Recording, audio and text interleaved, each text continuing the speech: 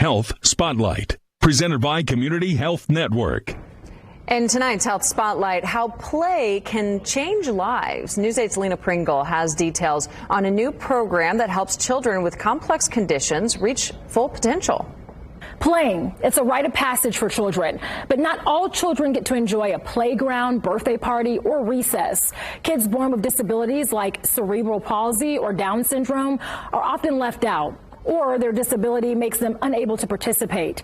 Now, a new program is making a difference for children with complex conditions. Like every child, 4-year-old Marley Ellison loves to play, but Marley has seizures every day. Marley was a micro-preemie when she was born. She was only a pound and a half. Diagnosed with cerebral palsy, Marley goes to therapy 9 times a week, but one therapy is different from all the rest. Hello, Mama. It's nice to see you today. Marley is part of an innovative program that uses play to help develop communication and motor skills.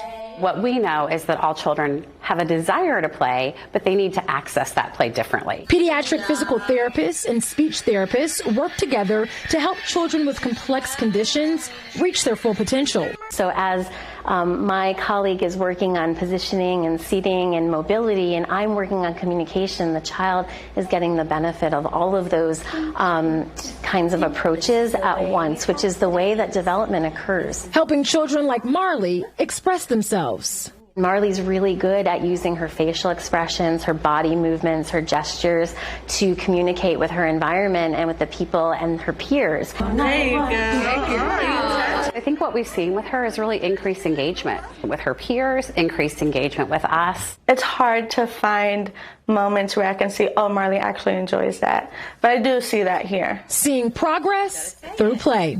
The play therapy at UCF tries to find multiple ways for kids to learn to communicate. That can be with their eyes, through utilizing buttons and switches, or just through their smiles. Each child is different, but once a child finds a way to communicate, they believe it's the first step to really giving them control and the ability to engage with others. I'm Lena Pringle for Wish TV, wishtv.com, and like us on Facebook.